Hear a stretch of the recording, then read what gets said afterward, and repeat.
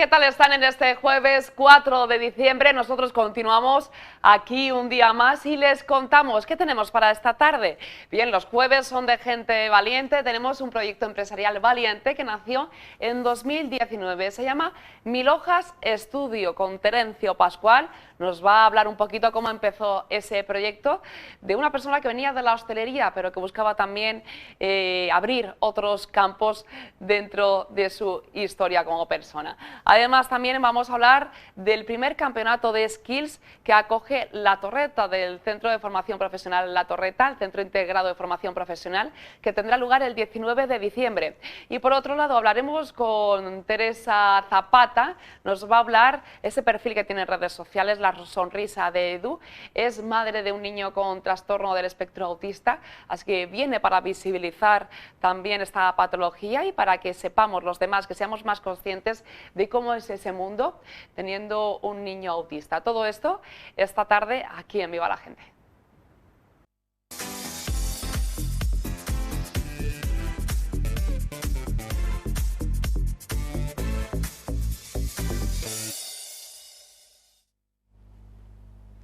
Seguimos aquí en Viva la Gente y vamos a hablarles ahora de lo que pasa, de lo que sucede dentro de los centros educativos, concretamente de La Torreta, del Centro de Integración de Formación Profesional de La Torreta. Vamos a hablar de un campeonato de skills, el primer campeonato que va a tener lugar dentro del propio centro, dentro de La Torreta. Está esta tarde con nosotros Alberto Barragán, que es jefe de estudios. Buenas tardes. Buenas tardes.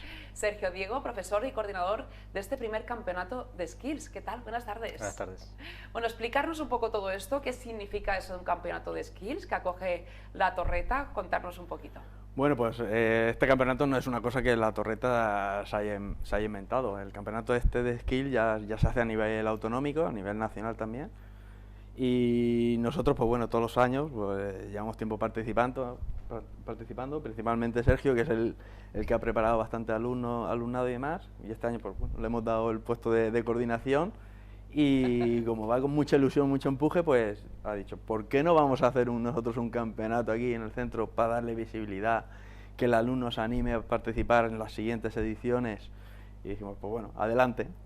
Es una manera, Sergio, entonces, de dar a conocer lo que sucede a nivel autonómico, que solo van unos poquitos, que vean, ¿no?, in situ, en su propio centro, lo que sucede, cómo es esa puesta en práctica. Sí, que sepan lo que es participar, lo que es competir y bueno, crear una cantera para que en un futuro podamos tener a mucha gente participando, muchos alumnos en el centro y la verdad es una experiencia bonita. Yo lo he vivido durante unos años y es bonito ver participar, sobre todo les llaman competidores, pero son más bien compañeros, aunque sean de otro centro, se conozcan allí, pero al final ellos crean un vínculo con los compañeros, con los competidores de la misma categoría y es algo que gusta, ¿no? Gusta y gusta verlo y vivirlo.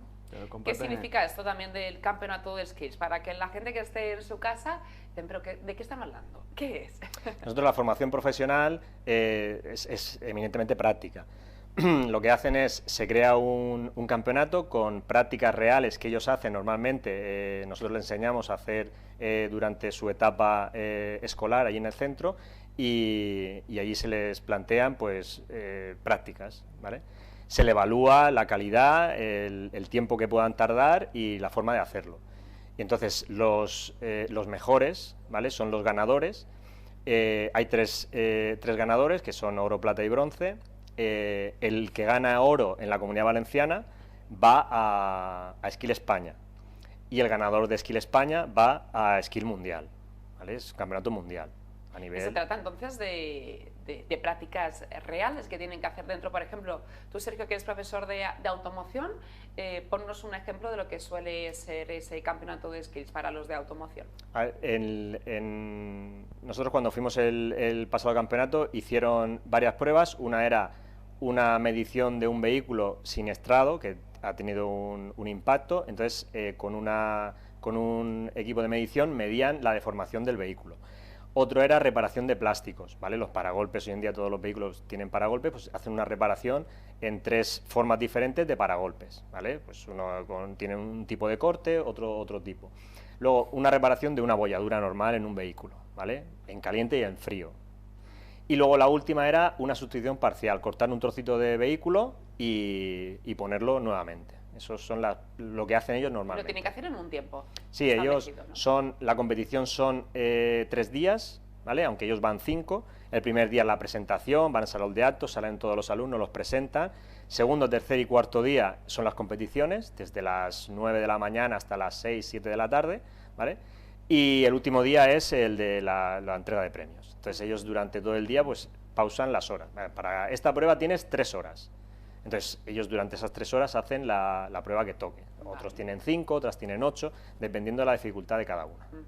Aquí en Elche será el 19 de diciembre, en La Torreta. Sí, 19 de diciembre, que al final también es una jornada de un campeonato, pero es una jornada de convivencia que está el alumnado y también las empresas, que de hecho estamos muy contentos porque las empresas, hemos tenido una acogida de empresas que colaboran, han donado material para enseñarnos el cartel que sí, tienes, para esa misma. Sí, de momento tenemos un total de unas 20 empresas.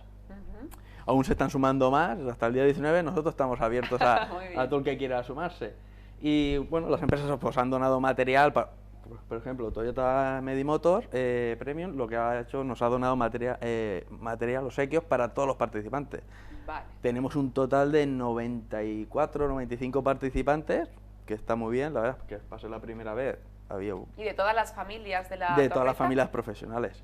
Y la empresa, pues bueno, nos han dado material para ese mismo día, para poner en práctica, utilizar ese mismo día del campeonato como herramientas, y luego incluso, por ejemplo, algún paragolpes para hacer alguna reparación, componentes. Al final también es acercar el mundo laboral, la empresa con el centro, con el centro educativo, y crear esa sinergia que al final se viene beneficiado el alumnado. Y decías, jornada de convivencia entre ellos mismos, pero además también para que puedan ver lo que sucede fuera de su propio ciclo formativo, claro, ¿no? porque conocer las diferentes ramas. Claro, en el centro, bueno, el centro es un centro muy grande, ya lo conocéis, y está hecho por mucho... esa reivindicación de que se necesita intervención, sí, ¿no? sí, porque estamos a tope, y cada vez la FP está más viva que nunca, y cada vez hay mucha demanda. Y sobre todo, ahí tenemos 5 familias profesionales, y ¿por qué no a lo mejor un alumno que a lo mejor está estudiando un ciclo formativo de un nivel, de una especialidad, quiere pasarse a otro?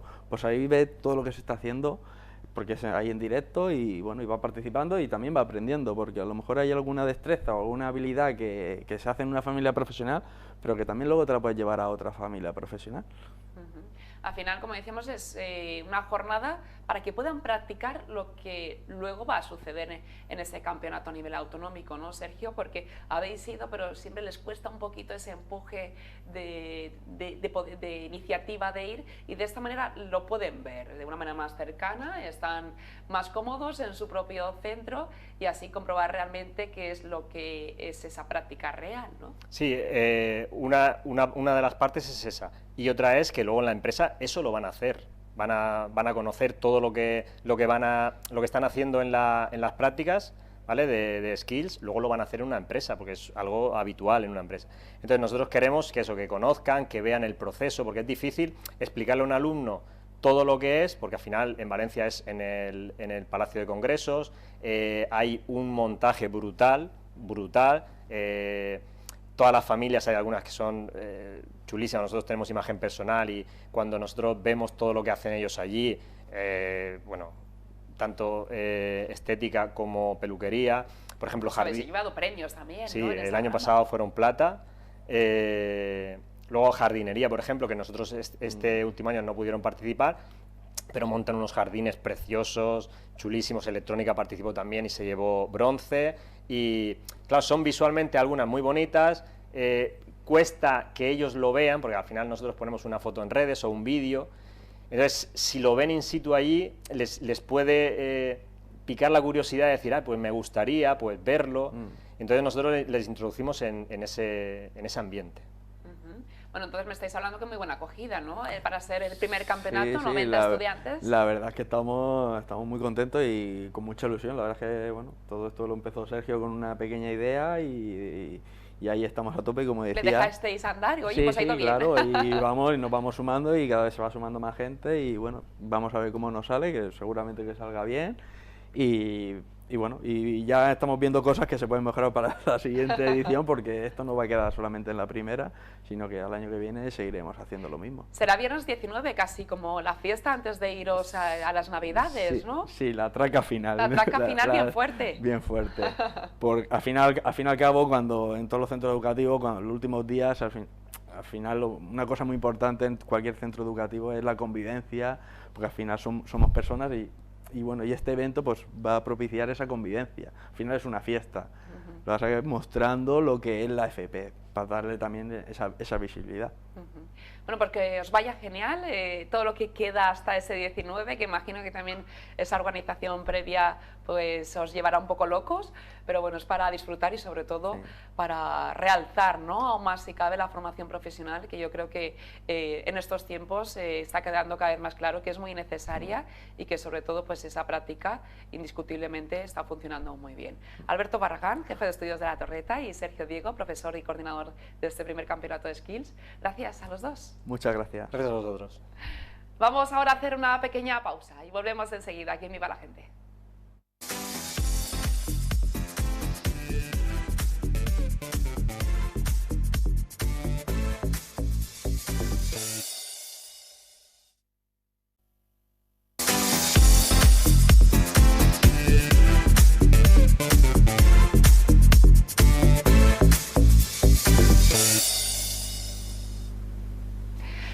Seguimos aquí en Viva la Gente y como ya estamos sumergidos en este mes de diciembre, vamos a conocer diferentes situaciones que surgen, ¿no?, pues en este mes con los diferentes tipos de personas. Vamos a hablar de la Navidad, pero desde la perspectiva de personas, de niños y niñas con trastorno del espectro autista, y nos va a hablar de todo esto Teresa Zapata, está esta tarde con nosotros. Buenas tardes. Buenas tardes, Jessica, un placer de estar aquí contigo y poder contribuir un poquito. Bueno, háblanos, porque tú eres madre, ¿no?, de un niño con trastorno del espectro autista. Exacto, soy Teresa, mamá de Edu, un peque autista de 7 años, diagnosticado hace unos 4 años, y me dedico a promover, a divulgar lo que es el tema del autismo, a que se sepa, a que la gente se conciencie y a que se visibilice. Aunque se está evolucionando con todo esto, con la concienciación, con informar, pero aún queda mucho, ¿no?, para que de diferentes situaciones que surgen pues en el día a día, en una familia común, fuera de casa, que evitar esas miradas para que la gente sea cada vez más conscientes, ¿no? Sí, yo pienso que es súper vital que la gente sea consciente. Efectivamente sí que es verdad que se ha avanzado un poquito más acerca de este tema, que hay muchísima gente que sigue divulgando, sigue hablando, pero creo que nos queda mucho camino por recorrer. Sobre todo empieza en casa, la educación empieza en casa, se traslada afuera, en las aulas, de más familias, pero lo más importante es que el mundo sea consciente de que no todos percibimos la información igual, de que no todos sentimos de la misma manera y de que todos tenemos nuestro lugar en el mundo, por supuesto. Teresa, ¿cómo empezó esa iniciativa tuya de querer a través de las redes sociales también pues informar, divulgar y promover todo esto? Bueno, todo esto realmente tiene origen desde bien pequeña. Tiene origen desde bien pequeña porque mi colegio, yo soy alicantina, lo que pasa que la ciudad de Elche me ha acogido. Desde bien pequeña yo me di cuenta de ciertos patrones que habían en mi casa con mi hermano pequeño. Mi hermano es un rapero actualmente muy famoso que se dedica pues a batalla de gallos, al freestyle. No me digas. Sí, es Guillermo, es mi hermano pequeño y yo me di cuenta con él. O sea, con él y con sus altas capacidades, de tan solo 3 añitos, aprenderse pues 20 o 30 nombres de manera pues muy visual. Y aparte de eso, mi colegio, que es el Colegio Público Santo Domingo de Alicante, fue uno de los primeros colegios inclusivos, donde sí que había lo que es un aula específica para niños y niñas con diversidad funcional y salíamos todos al patio y demás. Desde ese entonces yo me sentí muy conectada a ellos, pero lo que yo no sabía era que de adulta me iban a diagnosticar de persona neurodivergente dentro del espectro autista.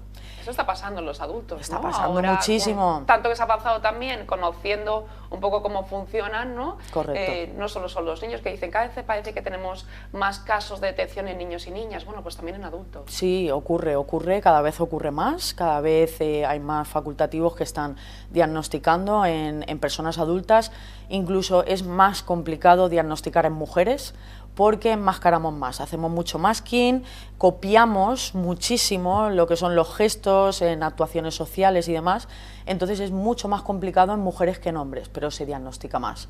Entonces esto crece a raíz de que yo veo patrones en mi hijo pequeño, en Edu, que me recuerdan, ¿no? Me trasladan a la infancia, cosas que hace él, cosas que siente él, cosas que vive él, y me inicio a buscar respuestas. Entonces, como veo que este tema es de gran interés y necesito ayudar, porque es lo que llevo diciendo toda la vida, yo he nacido para ayudar, empiezo con el canal, con la cuenta de Instagram de Edu, la sonrisa azul de Edu, y empiezo a divulgar, empiezo a difundir, empiezo a crear contenido de utilidad y sobre todo vivencias nuestras de lo que ocurre en el día a día.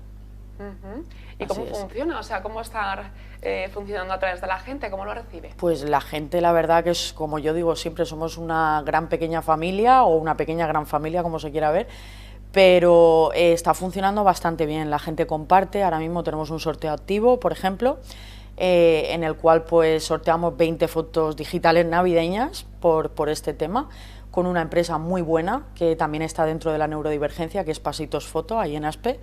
Y la gente está participando, hago cositas así, la gente también me pregunta mucho de fuera, me pregunta gente de Barcelona, gente de Sevilla, gente de A Coruña, de muchísimos sitios, por a lo mejor algún vídeo que les ha llamado la atención, algo que se vean representados o que les suceda en su casa, pues me preguntan muchísimo y yo encantadísima de poder informar desde la experiencia, porque no soy profesional al fin y al cabo, pero yo encantadísima con toda la gente que estamos en lo que es en la cuenta. Claro que Teresa, sí. estamos en diciembre. ¿Cómo es la Navidad en una mente de un niño o niña neurodivergente? Tienes además ahí, te has traído como un poquito de ayuda. Me he traído un poquitito de ayuda para que veáis lo que es aquí en esta historia social. O sea, empezamos por esto.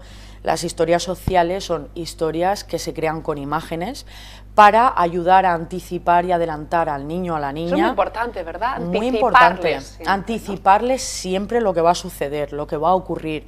Por ejemplo, si hay un cumpleaños, algún evento especial, algo que se salga fuera de la rutina, porque son muy rutinarios, son niños y niñas muy rutinarios, pues es necesario totalmente anticipar lo que va a suceder. En este caso estamos en épocas navideñas y esto pues bueno, se puede crear, lo podéis hacer de manera manual. Lo que pasa es que yo esto me lo he descargado, lo he anillado para que Edu o cualquier niño o niña pueda ir pasando imágenes y puede ir viendo lo que va a suceder el día de Navidad. En este caso son tres folios, que los tenemos aquí. Lo que vamos a hacer, vamos a ir a casa de familiares, vamos a comer chocolate con churros, por ejemplo, vamos a ir a ver belenes también. Esto se puede hacer pues de manera personal, con imágenes reales también que puedes crear tú misma y anticipándoselo. Esto te lo puedes llevar a cualquier sitio, se lo enseñas al nenes en algún momento de crisis que pueden tenerlo. Oye, mira, recuerda que vamos a ir ahora a despertarnos y vamos a ir al árbol y vamos a ver los regalos y entonces eso les ayuda muchísimo a anticipar. Y les gusta, además también les viene bien, les ayuda a tenerlo de manera tangible. Sí, totalmente. Yo, independientemente de esto, lo que también tengo es una agenda que está hecha con velcro, donde los pictogramas, que son imágenes que pueden ser pues ya documentadas o bien visuales tuyas propias, le voy diciendo lo que va a suceder en ese momento. Por ejemplo, un plan rutinario. Edu, por ejemplo, los martes y los jueves tiene natación adaptada. Pues en su agenda recuerda, Edu, que salimos del cole, vamos a natación adaptada, después volvemos a casa, cenamos y dormimos. Pues esa agenda te la puedes llevar a cualquier lugar para que el niño sepa en todo momento lo que va a suceder. O sea, esto es imprescindible, sobre todo ahora en estas fiestas, con las aglomeraciones, la gente y demás. Esto es, digamos que su agenda de seguridad, por decirlo así. Por lo que decías, en estas navidades donde al final también se cambia un poco la rutina, Sí. se sale de esa normalidad, se va a sitios donde hay más gente, ¿qué se puede hacer? Pues mira, lo que se puede hacer son muchísimas cosas, pero la gran cosa principal es ir a lugares donde estén especificados, por ejemplo, las zonas azules. Aquí en Elche, el año pasado expidieron lo que son sillas para ver la cabalgata y demás, que es una zona sin ruido, es una zona donde pasan todos los eventos, donde pueden los niños y niñas con discapacidad estar sentados tranquilamente, sin ese bullicio, sin esa aglomeración de gente, luces y demás, y pueden estar tranquilos disfrutando y viendo lo que es el pasaje. Si en algún momento de crisis el niño o la niña pues está desregulado, porque esa es la palabra, que se desregulan, se ponen nerviosos, lo mejor es acompañarlo a un sitio apartado, darle su tiempo, darle su espacio, hablarle en voz bajita, a su altura, y si necesita pues irse a casa, pues nos vamos a casa, porque esto pasa. O sea, las familias neurotípicas pues ven una cabalgata o se esperan hasta última hora, pero con nuestras familias no. Es muy improbable que suceda. Los planes eso. pueden cambiar, Exacto. ¿no? Hay que estar un poco flexibles. Exacto, entonces pues acompañamos al niño, lo llevamos a un lugar tranquilo, estamos con él, lo calmamos, hablamos en voz bajita y si nos tenemos que marchar a casa, nos marchamos a casa. O sea, esto es una realidad que sucede en cualquier ámbito, no solo en Navidad, sino en días pues no lectivos, en el colegio también inclusive, que haya tenido alguna crisis, o sea, esto es nuestro día a día realmente. Sí, sobre todo para aquellas familias que recientemente hayan recibido esa noticia y de repente digan, bueno, ¿y ahora qué va a pasar? Es más un cambio de chip por lo que estás contando, ¿no? Sí. De decir, bueno, la vida continúa. Exacto, Tenemos que cambiar un poco el modo de cómo hacerlo. Sí, a ver, esa gran pregunta, ¿no? Y el ¿ahora qué hago? Bueno, en mi caso yo tenía un poquito de ventaja. O sea, yo ya sabía lo que era el autismo, ya lo estaba viendo, ya lo estaba palpando y lo estaba sintiendo. Pero en cualquier familia que te dan de golpe ese diagnóstico, bueno, pues tu hijo, tu hija es autista. Claro, ¿quién me guía? ¿Quién me ayuda? Para eso están las asociaciones, ¿no? Para que te vayan guiando un poquito. Pero ya a nivel personal, ¿no? A nivel familiar, a nivel de corazón, emocional, esa familia, mi mensaje es que todo va a ir bien. Lo vais a hacer todo muy bien. O sea, vais a crear ese espacio que ningún salón de casa de cualquier familia neurotípica tiene. Si tenéis que poner un saltador para que el niño se regule, lo vais a hacer. Si tenéis que cancelar un plan porque, bueno, pues el niño en ese momento no necesita ese estímulo, lo vais a cancelar y va a ir todo bien. Lo vais a hacer todo muy bien. O sea, las familias necesitan mucho apoyo emocional. Porque las guías, al final, poco a poco, entre asociaciones, entre personas que tienes al lado, entre amistades, al final te van guiando, te van a ir ayudando. Pero sobre todo necesitamos ese apoyo emocional, ¿no? De decir, no te preocupes, todo está bien, lo estás haciendo muy bien, vas a saber en todo momento qué necesita tu hijo o tu hija y va a salir todo genial. Es eso.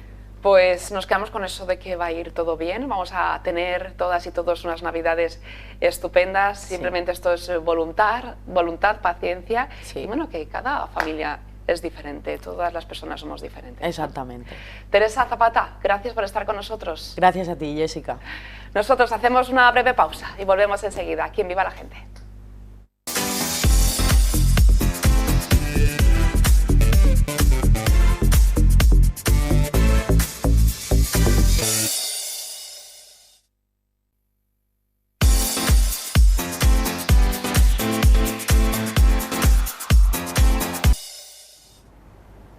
Continuamos aquí en este jueves, ya saben, los jueves están dedicados también a esos proyectos valientes. En este espacio de Gente Valiente, hoy hablamos de un estudio de arquitectura, pero concretamente del arquitecto que está dentro.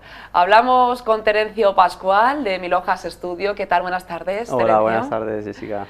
Bueno, cuéntame un poco, Mil Hojas Estudio, ¿cómo nace también este nombre? A ver, este nombre nace porque mis padres se dedican a la hostelería, nosotros hacemos un restaurante aquí en Elche y nosotros, tanto mi hermana como yo, siempre hemos estado muy vinculados al negocio familiar y quería de alguna manera que tuviese una conexión entre entre esa historia familiar, ese negocio familiar y el negocio que yo quería emprender. Entonces, al final encontramos ese nombre, esa conexión, ¿no?, con 1000 hojas, ¿no? Es decir, las 1000 hojas que preparamos allí en el restaurante y las 1000 hojas que siempre tenemos repartidas por toda la oficina, ¿vale? Entonces nos pareció que podía pegar bastante.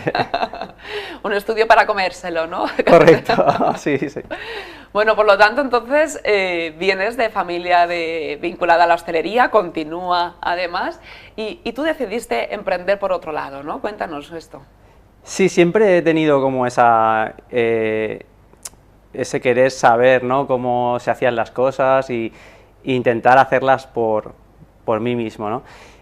Al final, la hostelería es un mundo que me encanta y me apasiona, y en cierto modo sigo echando un cable, pero es cierto que quería hacer otro tipo de proyectos. Entonces me apasionaban los edificios y ver que cada uno era diferente. ¿Ya te fijabas desde bien pequeño? Sí, sí, era como los abuelillos que van a ver a las obras, ¿no? Pues algo así. Entonces, bueno, primero me apasionaba más porque siempre he sido muy de trabajar con las manos, ¿no? Es decir, el cómo se hacían las cosas.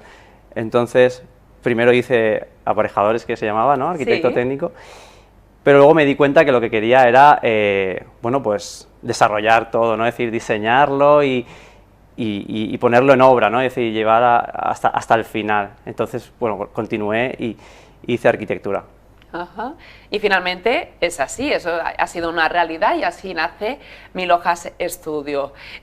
¿Cuándo nace? ¿Cuándo empezaste con todo esto? Pues nace en el 2019, o sea, yo terminé en 2018 arquitectura y estuve un tiempo en un despacho, previamente estuve en otros despachos mientras estuve estudiando y bueno, y llegó un momento que tenía claro que quería hacer mi propio proyecto, quería emprender y donde estaba, pues al final, bueno, pues estás bien, estás aprendiendo, pero no puedes hacerlo. Entonces me salió un proyectito que fue una balsa de riego, que es algo que a lo mejor a un arquitecto no le toca mucho o tal, pero fue mi excusa para decir, bueno, pues vamos, con esto arranco y ya veremos por dónde sale.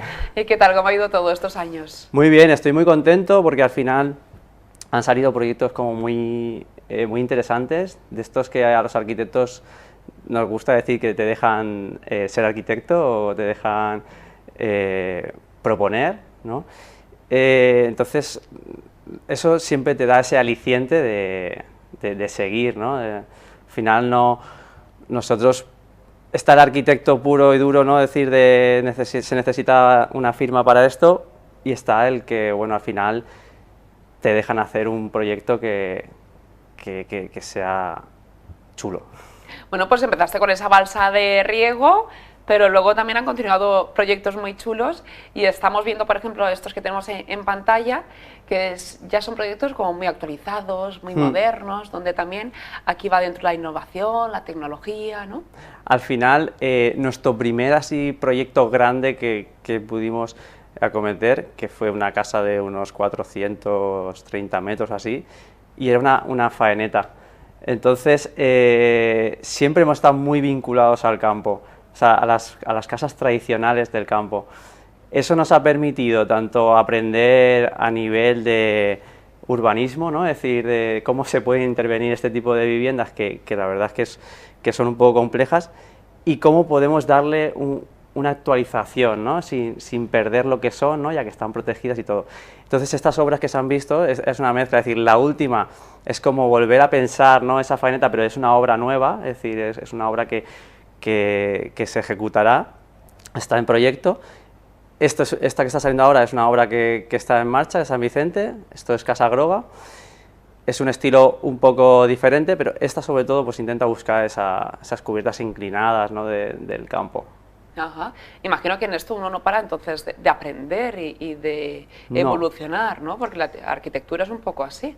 Yo siempre he dicho que mi mayor activo, bueno, pienso que yo lo soy, ¿no?, dentro del despacho, pero son mis colaboradores, es decir, es la gente con la que trabajo, los ingenieros con los que colaboro, los topógrafos, aparejadores, abogados incluso, porque parece que no, pero también los necesitamos, ¿no? Porque a veces intervenimos en un proyecto que está tan en el filo, ¿no? Que no sabemos que los necesitamos. Entonces, aprendemos todos los días por eso, porque siempre surgen nuevos problemas o nuevas cosas a resolver, vamos a llamarlo, que te hacen necesitar pues, buscar formarte, buscar más información, apoyarte en otros compañeros incluso.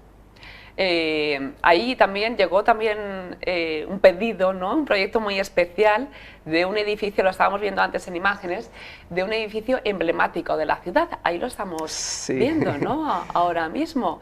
Que la verdad ya era emblemático antes, pero sobre todo con ese cambio que dio, es imposible no fijarse en él cuando vamos por la zona del mercado central, ¿no? Yo aquí, es decir, en todos mis trabajos tengo que agradecer muchísimo a mis clientes por confiar, pero en este más todavía porque era súper joven el despacho, es decir, y confiaron en que podíamos darle, bueno, prolongar su vida, ¿no? Porque al final es una rehabilitación, pero la fachada está protegida, hay que mantenerla. ¿Cómo lo hacemos? Porque hay piezas que se caen, como pues bueno, lo primero es hacer un proyecto como muy bien desglosado, buscar luego una constructora que sea capaz de entender el proyecto, de entender el edificio. Por eso buscamos una constructora de aquí de Elche, pero que pudiese llevar a cabo esa obra.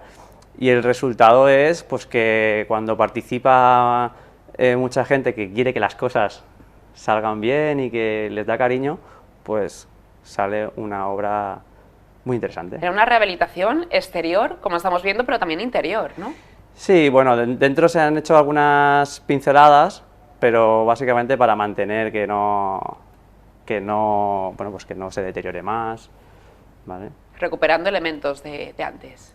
Sí, pues la estructura, si había que tocar algún elemento que a lo mejor estaba un poco deteriorado, pues reforzarlo, pero siempre manteniendo, porque al final en estos edificios tienes esa parte, ¿no?, de protección que te obliga pues a respetar lo que hay. ¿Por qué debemos de confiar? Me refiero, porque hay veces que se tiene esa duda de, no sé si para este proyecto sería necesario tener un estudio previo de arquitectura. Hay veces que, bueno, que es necesario para encontrar la mejor solución, ¿no? Cosas que no hemos caído para cualquier tipo de proyecto que vayamos a hacer, bien de obra nueva o una reforma. Yo creo que al final, cuando contratas o depositas la confianza en un estudio de arquitectura, para empezar es porque se entiende que ese cliente quiere que las cosas salgan bien y que haya el menor número de imprevistos posibles, ¿no? Y también, sobre todo en este tipo de obras así complejas, no digo que no, pero es decir, tienes que buscar equipos también un poco especializados. Y tú ves una cosa, pero verdaderamente nosotros cuando la vemos, estamos viendo eso que tú ves, más de dónde viene ese problema, cómo podemos atacarlo, y a lo mejor lo que se pensaba que era algo muy sencillo, y una reparación muy sencilla, pues se complejiza un poco, o no, o pensábamos que era algo muy complicado y conseguimos pues, solucionarlo de una manera sencilla. Terencio, si confiamos en Mil Hojas Estudio, ahí lo tenemos todo, lo que decías, ¿no? Al final, minimizar esos problemas que puedan venir, porque ahí nos olvidamos de todo, el tema legal, de aparejadores, abogados, etcétera. Sí, nosotros al final, aunque para un arquitecto a lo mejor es un recorrido relativamente corto, desde el 2019 aquí, pero la cantidad de obras que hemos hecho tocan como diferentes tipos de obra, ¿no? Porque también hacemos declaraciones de interés comunitario, entonces eso nos ha obligado a tener ese equipo multidisciplinar que también pienso que es lo que se necesita para que un proyecto salga bien. Una persona yo solo no podría acometer todos los trabajos, entonces Por eso decía antes que uno de los activos fundamentales es ese equipo. Y también pues tenemos ya nuestros equipos de referencia, ¿no? Es decir, mira, pues si contratáis con este equipo, pues sabemos que las cosas se van a hacer como el proyecto marca, ¿no? Tampoco, no vamos a venir ahora y van a haber cosas raras o soluciones que se han dado fuera del proyecto. Al final también lo que hacéis es asesorar, por ejemplo, también en temas más complicados sobre, por ejemplo, ese impacto territorial sobre el suelo no urbanizable, donde pues, la gente desconoce y es normal, ¿no? Y tiene que acudir a profesionales. Sí, a ver, ahora mismo es algo que no está... Nosotros hemos hecho ya varias, las minimizaciones de impacto sobre el suelo no urbanizable, son, vamos a decirlo por alguna manera, como unas legalizaciones, ¿vale? Que de alguna manera se ha querido poner el límite, ¿no? Entonces, todas las viviendas que estén hechas... Al final es un poco para controlar, ¿no? Tener sí, un poco de antes control. del 20 de agosto del 2014, son susceptibles de estudio para poder llegar a legalizarlas, ¿vale? Porque en realidad lo que se quedan es como en un fuera de ordenación, pero se quedan como las casas viejas. Pero eso le da a sus clientes la posibilidad de por ejemplo, poder registrarlas, al final lo que se intenta es pedir la primera ocupación de esa vivienda, poder contratar servicios. Entonces, bueno, es un tipo de trabajo también que también está saliendo, ¿vale? Y que puede ser que aquí en Elche, pues, o en Elche o en Alicante, porque tenemos alguno que incluso está en la provincia de Valencia, pues que les sea interesante, claro, poder terminar de cerrar, ¿no? Un ciclo de una obra que se hizo sin licencia a lo mejor y que a lo mejor pues se puede llegar a legalizar en este momento. O sea, son casos donde se tiene que estudiar de manera particular, ¿no? Sí, se tiene que estudiar de manera particular, incluso pues llevan una primera parte que es una declaración de situación individualizada, que hay que ver que el ayuntamiento también lo apruebe en pleno municipal, que esa vivienda se puede someter a ese tipo de procesos, y si es posible, pues entonces se empezaría con el trabajo. Terencio, ¿dónde podemos encontrar Mil Hojas Estudio? ¿Cómo contactar? Pues nos podéis encontrar a través de todas nuestras redes sociales, a través de nuestra página web. Mil Hojas Estudio, ¿no? Sí, milhojasestudio.com, o en el teléfono del despacho, que es el 660-834-853. A través de ahí podéis encontrarnos y sin problema. Pues Terencio, vaya muy bien, todo este proyecto que hace poquito, que se puso en marcha Mil Hojas Estudio, y ya lo vemos, todo despegado y en orden. Terencio Pascual, muchas gracias por estar con nosotros. Muchas gracias a ti, Jessica. Vamos a hacer una pequeñita pausa y volvemos aquí enseguida. ¡Viva la gente!